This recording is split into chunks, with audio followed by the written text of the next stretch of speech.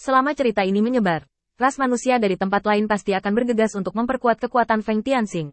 Dan seberapa besar kekuatan ini tergantung pada berapa banyak ras manusia yang bersedia untuk bergabung dengan Feng Tianxing. Dasar bagi Feng Tianxing untuk memperluas kekuatannya saat ini adalah jumlah budak manusia.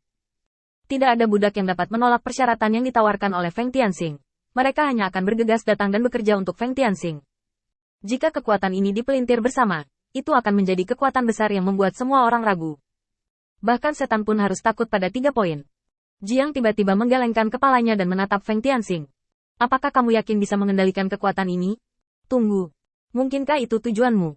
Jiang tiba-tiba menutup mulutnya. Karena dia tahu tujuan sebenarnya Feng Tianxing. Pembicaraan panjang di tengah malam itu.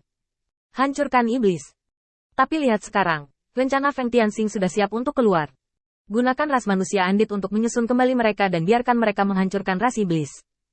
Melihat ini dengan jelas, semua perbuatan Feng Tianxing tiba-tiba muncul di benak Jiang, dan semuanya menjadi masuk akal. Tujuan apa? Dan di samping tampak kosong, dia ingin tahu apa yang dibicarakan Jiang.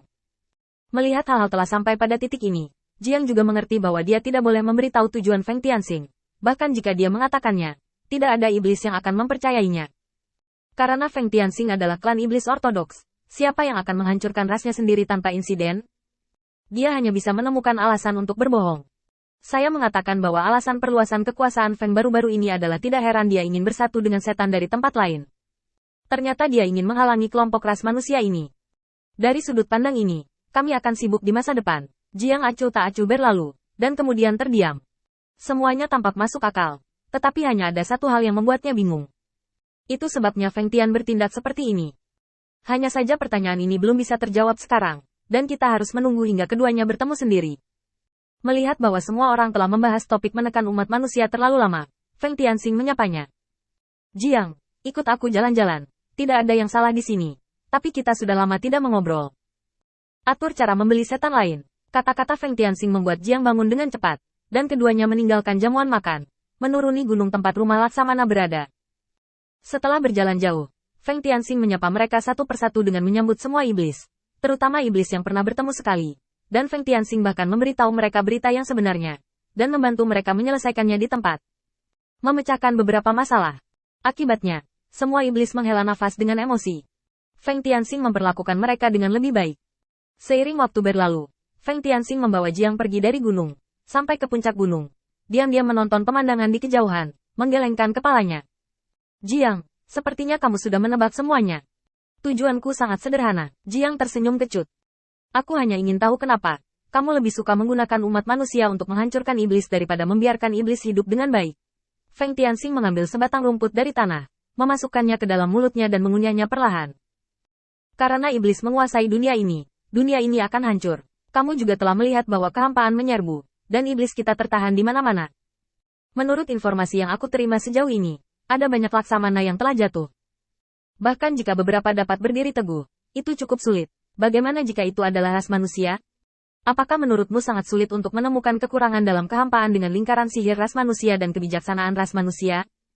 Kurasa tidak. Kata-kata Feng Tianxing membuat Jiang terdiam. Memang, iblis adalah ras yang sangat pemberani. Masing-masing dari mereka bisa menjadi pejuang pemberani. Tetapi pada saat yang sama, mereka juga dipengaruhi oleh keberanian. Dan mereka tidak memiliki apa-apa selain keberanian. Bahkan jika Anda tahu tidak mungkin untuk menang, Anda tetap harus berjuang. Bahkan jika Anda kehilangan nyawa, tidak masalah. Ini bukan apa-apa di waktu normal. Kuncinya ini adalah kehampaan. Setiap kematian iblis berarti ada boneka kuat lainnya di kehampaan. Semua ini adalah sesuatu yang tidak bisa dihadapi oleh iblis. Jika tidak ada Feng Tianxing dan lingkaran sihir yang dia atur sebelumnya, saya khawatir tempat ini telah jatuh. Dan tidak akan ada jamuan perayaan sama sekali. Dia membuka mulutnya beberapa kali untuk membantah. Tetapi Jiang tidak bisa mengatakan sepatah kata pun. Dan akhirnya berubah menjadi desahan panjang. Aku tidak bisa mengatakan itu. Feng Tianxing tertawa. Dan mengulurkan tangan untuk menepuk bahu Jiang. Kalau begitu tak perlu dikatakan. Kamu tahu apa yang aku pikirkan. Dan kamu tahu apa yang akan aku lakukan. Itu sudah cukup. Kamu adalah pendengar rahasiaku. Tanpamu, aku memiliki pikiran ini setiap hari. Jangan biarkan aku gila. Dengan kembalinya keduanya, semuanya tampak berubah tanpa bisa dijelaskan. Sikap Jiang terhadap Feng Tianxing telah mengalami beberapa perubahan halus. Dua kali penuh, Jiang mendapatkan alasan Feng Tianxing memberinya untuk tetap di sisinya. Pada saat ini, ide yang tak terhitung jumlahnya muncul di benak Jiang. Mungkin ide Feng Tianxing tidak harus dilaksanakan, dan mungkin ada ruang untuk penebusan. Jika Feng Tianxing bersedia bekerja untuk ras iblis dan membantu ras iblis untuk mengubah segalanya saat ini, itu pasti merupakan perubahan baru untuk ras iblis, memungkinkan ras iblis untuk memulai jalan yang sama sekali berbeda. Dia sudah punya ide di dalam hatinya, tapi bagaimana menerapkannya adalah masalah besar bagi Jiang.